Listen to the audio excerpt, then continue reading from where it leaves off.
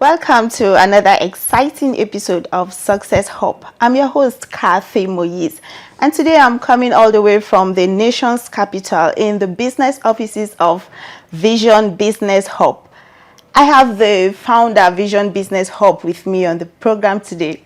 I have Ambassador Nefo Esimai with me on the program. Guess what? He has a lot of interesting and inspiring stories to share with us. In a short while, he'll be doing that. Let's go on a short break. Please do not go anywhere. We'll be back soon. Stay tuned. Welcome back, and in case you're just joining us, this is Success Hub, a program that shares inspiring stories of successful people all over the world. And today I'm privileged to have the founder Vision Business Hub with me on the program. Hello, sir. Welcome on the program. Thank you so much for joining us today. You're welcome. You look very amazing. Gracias. Thank you so much. All right, so I know you have a lot of inspiring stories to share with us. But before that, before we listen to your story, what is your personal definition of success, and are there shortcuts to success? All right. Thank you for that question. Success is a definition that I have battled with over the years, trying to find out if there is an authentic definition that will mean something to everybody. But I found out from a particular one that resonated with me, that is Earl Nightingale. He said that success is the progressive actualization of one's goals. In other words, if you set a goal and you begin the process of actualizing it, you're successful already. And it made me understand that success is not a destination, it's a journey. And that is why those who are successful become better. And when they become better, they can now handle things at the level of the goal that they set for themselves. Now, to answer the second question, are there shortcuts to success? Yes. No, there aren't, because if success is a journey, is a progressive realization of the goal that has been set by the person, that means there's a process. So for every process, there can't be a shortcut. However, I have come to also discover that there's a quick or backdoor shortcut to success, Really? which is not it's not glaring. And I found out after losing out in life, missing it for 11 years, I found out that the greatest shortcut anybody can have to success is mentorship. Mentorship is simply having someone who has been to the destination you want to get to, and having the person walk with you. You submit to the person's guidance, and the person takes you hand in hand and guides you around the places that he made mistakes so you don't make mistakes. And then those mistakes will cut off from the length of time it will take you to get to your destination, but mentorship takes you there. So you don't have to actually make those mistakes. You could then learn from your mentor's mistakes. So that kind of makes it short. So that's what I call. So to me, that's the shortest course. I feel that's positive enough. I mean, yeah, that's quite positive. Thank you so very much. All right, so let's talk about Vision Business Hub. Tell us a little about it, and also what inspired you to start it up. All right, Vision Business Hub is an offshoot of the parent consortium, which is Century 21 Freedom Group. Okay. Now, the Vision Business Hub is directly focused on people living a fulfilled life, and you cannot live a fulfilled life by just sight, ordinary sight. Vision is the art of seeing what others don't see, and that is how God works with men. When he wanted to bless Abraham, he said, "As far as you look, so I shall hand over to you." And then if Abraham had looked from where he was to 1 meter away, God would have given it to him. But you see, that shows us how God works. He looks in beyond the apparent. So I also discovered that to some point, why did I struggle for 11 years? Because I wasn't visionary. I was living to exist. I was living to survive and to feed, because I lost my father in my final year, and things were really rough. I didn't like the way he ended in terms of leaving us. And I said, no, I'm not gonna make the mistakes to just live an ordinary life. I just wanted to make big money, that kind of thought. When I was out of school, I wanted to hammer. I didn't want to just make money. I wanted to hammer. Hammering means, grabbing money in large quantities. Making money is just like salary kind of money. So I wanted to hammer, in quote, using our local parlance. But then that led me to a lot of mistakes. And those mistakes were born out of the fact that I was living at the moment as against living based on a plan perceived through vision. So I didn't have any plan. So I was just, every road led to somewhere. But you see, in real life, every road, part of me, cannot lead to somewhere. Yeah. If I'm going to Lagos from Abuja, I need to know, first of all, that I'm going to Lagos. And that will inform me on a plan to take a flight to Lagos. Sure. But then if I don't know that I'm going to Lagos, Lagos being the vision that I've perceived for myself, if I don't know that that is my destination, I would pretty much enter any flight. And before you know it, I land in Maiduguri. But that's not where I want to go to. You see, life becomes a journey of depression and confusion. And that was what happened to me for 11 years. And I sat back after a lot of consultations and readings, and then sticking to my mentors' advice and teachings and trainings, and I got it, and what I got was, you can't live life without a destination, and the destination for every man is the vision that you have for yourself and your family and your nation, and of God's policy or purpose for you in life. So the vision is all inclusive. So you're not just living as an entity, you're living to fulfill a purpose. So that's the vision, and that makes you, so any man that has a vision is a man of purpose and cannot be distracted. So that is why how the Vision Business Hub was born. So the business we're doing is for a purpose, that there's a vision to it. All right, thank you very much for that. Like I said, your story is quite inspiring. Thank you so much. So let's discuss some of the failures or setbacks you've had in life, and the lessons you learned from them. All right, fantastic. Thank you for that question. I've had terrible setbacks, and those setbacks were as a result of my mindset, right? Because I wanted it fast. Like I said, I wanted to hammer, make the money big.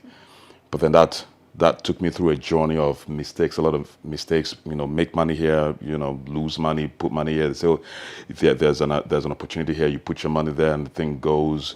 And I always started thinking about the fact that, okay, this opportunity will deliver me. And that was my mindset, that this opportunity will deliver me. I'm struggling. I needed money. My father is no longer available. And I had to take care of my younger brothers. There's 6 of us, lost the first one. So I'm automatically the first in the house, and my mom is there. So how am I going to make all these things happen? So I started looking for opportunities that would deliver me from my challenge and of course, it didn't happen in one moment. It was several years until the one that broke the camel's back. I found myself owing $3 million naira, to different people, and the people's. Most of the people I was owing now gathered and put me in a police custody, made me sign an undertaking that every kobo I was making from my salary at the time, I would use to offset what I was owing. It was a ridiculously challenging moment for my life. I mean, I didn't have money for transportation. I had to trek from where I was staying with a friend to my office, and I get to work. I start trekking around 4 in the morning because it would still be dark, and I didn't want anybody to see me trekking during the day. Wow. So I had to do that and get to the office around 5, a couple of minutes after 5, and I complete my sleep until 7. And then people start coming to the office, and they see me always come on time, and then they felt that I was a workaholic, but they didn't know that was my plan. I was just, managing myself. And then after work, I stay back until I get a ride, with anybody going towards my area. We'll say 2, and I drop off and I get to the house. And that was pretty much how I lived for 11 months, 3 weeks. Wow. I couldn't touch my salary because it was automatic. As the salary was dropping, I was getting to a pre-created account by, the police. Yes. And every quarter, whatever accrues there, they call some of the people I'm owing and say, hey, come and take some of the money. And it was depressing because, you work every single day, but you don't have anything to show for it. You don't even have money for transportation and all that. So, but then, I was just surviving here and there. I was living a day at a time. Sometimes in the evenings, I go to friends' houses, eat beans, And sometimes my boss gives me 500 naira, 1,000 naira because he thought I was hardworking. Yeah. And I would be the last to get out of work. Oh. That I didn't lose it was just God's mercy. But then, and I started thinking about it. Why is it that I'm in this mess? Because I thought this opportunity would have helped me. And that was when I started reading books, and God helped me because I didn't lose I should have lost my mind, but I didn't. But that was I was at the lowest ebb of my existence. And for us to also understand that whenever we're going through stuff, it's time for us to learn. And what I learned at that time through the different books I started reading was that no opportunity can help you, but God can use the opportunity for you to become solid enough to use the opportunity. So let me break it down. If I want to go to the airport and I need a fast car to go to the airport, and maybe my job requires a fast car to go to the airport from where I'm staying, and I use my money to buy a Ferrari, I need to learn how to drive the Ferrari on a fast pace to the airport. Otherwise, the Ferrari would be meaningless to me. You see, I'm now looking for a car to help me instead of me building myself in knowledge to know how to drive the Ferrari to take me to the airport. But I drop the Ferrari, I say it's not working. I buy the Maserati, no, it's not working. Why? Because I refuse to work myself. So my problem all this while for 11 years was that I refused to work for myself. I refused to walk myself in knowledge and understanding. Instead, I was hoping that there will be an opportunity that will work for me. You see the problem? Yeah. 11 years I missed it. And once I changed that narrative, boom, everything started, anything I touched seemed as if it started working. Because before I touch anything, I begin to learn how it works. I begin to research how it works. And that is where a lot of people are missing it. So I might have a vision, but then if I'm not willing to walk that vision is also a problem. So the Vision Business Academy, it brings everything holistically to make sure that whatever it is that you have in your hand, you must discipline yourself to learn how it works for that thing to deliver value to you. So that was how my mind changed first before my pockets started changing. My philosophy, my programming, I had to delete past programmings, and I got to find out that opportunities are not missed. You don't miss opportunities. You simply don't recognize opportunities. And then I was, at the time, looking for one big opportunity. I sell one big real estate. I make a commission of 100 million or 200 million. And I discovered that when you serve more people, you make more money. The challenge is, and that is why you see entrepreneurs who serve so many people. Look at Mark Zuckerberg. He's serving billions of people. No doctor makes as much as Mark Zuckerberg. And I guarantee you that doctors work more than he does. As genuine and as commendable medical practice and doctors are, they can't make as much because they can't leverage. And that is where how many people can a doctor service in a day? Maybe 6, maybe 8, maybe 10. But that's the maximum. But how many people can Mark Zuckerberg service in a day? Billions. Like hundreds of millions. So the more people we service, the more money we make. So I'm in the business of servicing people, serving people. So the more people I serve through my business model that I teach people, the more money you make. It's a given. Imagine if you're serving 200,000 people, for instance, and you're just making 50 naira. That's 10 million. Come on. It's as simple as that. Yeah. But then it takes some time to build that service model that would get up to 200,000 people, even if it takes you 10 years, even if it takes you 15 years. That's what I told myself. If it takes me 20 years, but I did that in 4 years, and that becomes a reality. That's what I teach people. So that's how I got myself out, because first of all, you got to have the knowledge, and then the vision is very clear, then get the knowledge, and then begin to drive whatever it is that you want. Give yourself some time. It's a process. So I'll call myself successful, not because I've gotten to where I want to get to, but at least because I'm focused on driving and working towards actualizing it. All right. And anybody who's doing that is also successful. That's interesting. This is really interesting and inspiring, All right, we're going to a short break and we'll be back soon. Do not go anywhere. See you in a minute. Welcome back from the break. I've been having a very moment with my guest today, Ambassador Nefo. It's really been exciting, inspiring and amazing. Honestly, I've been learning a lot, and I'm sure a lot of people have been learning too. All right, so let's talk about this now. How do you balance your professional and personal life as an entrepreneur? Because some days back, you've not been in town. I know, yeah, you went for a business trip. So I want to know, how do you balance that? I mean, your personal life and your professional life as an entrepreneur, how do you balance it? Okay, yes. That took me a while, but I also understood from my mentor that there are times and seasons. So in the beginning, there wasn't anything like balance. Okay. It was work, work, work, work, work, work, work, and I did that for 4 years. Okay. But then, I took permission from people who were close to me, and I told them, look, I'm building something for the next 4 or 5 years, maximum 10 years, right? But I was giving everybody 4 years that what I'm building would have stabilized and I'll be able to have time. Because the honest truth is, I used to think that there will be balance. If you want to get to the pinnacle of whatever you're doing, there's got to be 100% cut through, linear, directed focus. That nothing can stop you. Just about the same thing they told us when we went to school. And they said, please leave boyfriend, girlfriend thing and go focus and get your degree. Yeah. And then after you get your degree, you can get to have a girlfriend and get married and get a good job and stuff like that. Yeah. Something like that. But you see, in real life, that is actually the kind of focus you need for a period of time. Not forever, though. All right. So what I did was that 4 years was non-negotiable. I couldn't even speak to my mom. Whenever she calls me and I'm busy, I seldom responded while I was busy. But I try to after I'm done, usually when it's, pretty late. But of course, she didn't take it personally because I took permission from her, Yeah. took permission from my wife, took permission from people that mattered to me, so that it wouldn't be as if I'd gone rogue. So what I encourage people is, if you have a vision and then you are really bent on actualizing it, it will take your time. It will take your essence. It will take your being. Everything has got to be in there for you to get it done. But once it is done, two things will happen. You'll now be able to have enough resources to take care of those that you didn't have time for. You now have enough, to some extent, enough resources to now appease, in quote, and have a bit of a balance. All right, because there's some liquidity coming in.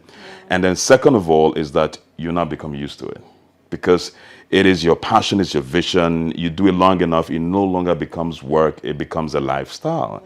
And once it becomes a lifestyle, you can now be able to corner other activities. So I started using the principle of everything is in everything. Everything is in everything. So I could be at home, I'm doing work in a minor way, but it's not work, but I don't see it as work.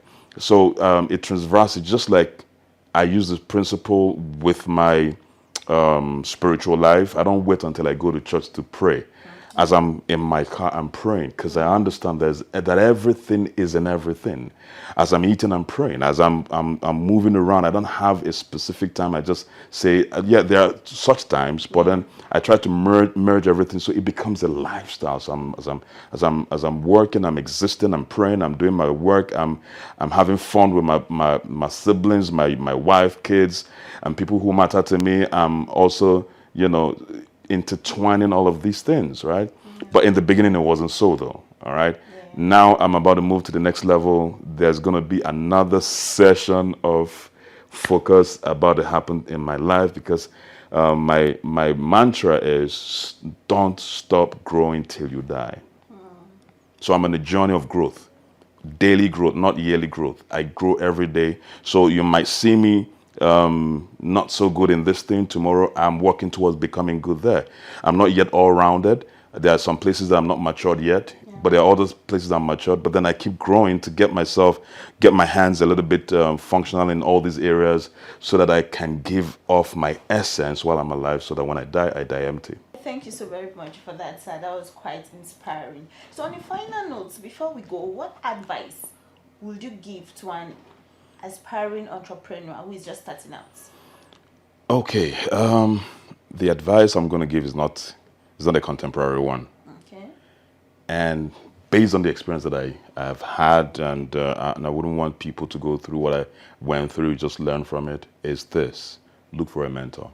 in any area you want to delve into, be it real estate, be it sales, fashion, design, whatever field, look for somebody who is successful in that area and willing to mentor you, not advise, no, mentor you or coach you, and go look for money. If you have to borrow money and pay the person for a one-on-one coaching, or if the mentor is already, has a coaching institute, pay and get there. Now, the challenge that people are having is that they say, I don't have money, and they neglect the mentorship side, the coaching side. I can do it on my own. I'll pray to God and God will help me. But then you see, they enter into the journey blind, and they're going to encounter a lot of mistakes. If they're not strong-willed enough, they will quit. So if you're a young person, whatever field, whatever endeavor, please look for a mentor in that area and pay. Don't think it's, in fact, even if it costs you 2 million, yes, I know that sounds too much. Even if it costs you 1 million, oh yes, I know that sounds too much. Even if it costs you 500,000, oh yes, I know that sounds too much. But it can never be enough, because the mistakes you're going to make will cost you more than that 2, 3, 4, 5 million. I guarantee you this. But you see, we don't see this. And it takes someone who's been there to let us know that, look, it will cost us less if you have a mentor that you paid. Because the reason, again, is this. I've seen people who say, yeah, I have somebody who's my mentor. I say, how much did you pay? The person say, no, that's my auntie. It's not going to work. Do you know why? Whatever you don't pay for, you don't pay attention to. Do you know why people don't think? Because the brain that we have is for free. That's why we don't use it. A whole lot of people, over a large number of percentage of human beings, don't use this. And I was in that category of people who didn't use this. How come I didn't know that opportunities are supposed to be taken? Because opportunities is not given. Charity is given. Opportunities are taken. How come I didn't know? Because I didn't think. Why wasn't I thinking? Because this is free. And anything that is we don't pay for, we don't pay attention to, right? But then a lady buys a bone straight hair, what, 1 million or 500,000. The way she treats that bone straight is, oh my goodness, she's going to slap you if you touch it. Yes. Now, why don't we pamper our brain? Why don't we use it, right? Because it's free. So what I'm trying to say is this. You have to think about what I just said. If you want to discountenance the power and the place of mentorship and coaching, by saying, I don't have money for coaching. Excuse me, if your business will cost you 1 million to set up, please go look for another extra 1 million. If you have to borrow that, forget about the business, get mentorship. After that mentorship, it will shock you to know that you may not even need up to 1 million to start up the business. It might even cost you maybe just ordinary, some items that you even have, and you begin to implement it because you have someone to direct you through a path that you don't need to spend, but then you need to implement. So this is what I would advise any new person who wants to go into an entrepreneurial space or want to start up anything successfully. Oh, that's nice. Thank you so very much, sir. It was really nice having you on the program today. Like I said, your story is quite inspiring. So everyone out there, you've heard, you've listened. Please, the only thing I would advise you to do is run with all what he has said. Just run with it. Make up the battle of the mind is the greatest battle ever. So work on your mind. The moment you've captured and conquered your mind, and I tell you, you will definitely become successful like him. So don't give up. Thank you so very much, sir, for being here today. I really appreciate it. Thank you, sir. Welcome back to Success Hub, and thank you so much for joining us on the program today. I had a fantastic time with our guest today, the founder, Vision Business Hub, Ambassador Nefo Esimai. Of course, he is one of Abuja's foremost entrepreneur. Please do well to follow us on all our socials, and also do not forget to subscribe on our channel for more updates. Until I come your way again next time, I remain your ever smiling screen angel, Kathy Moyes. Bye-bye.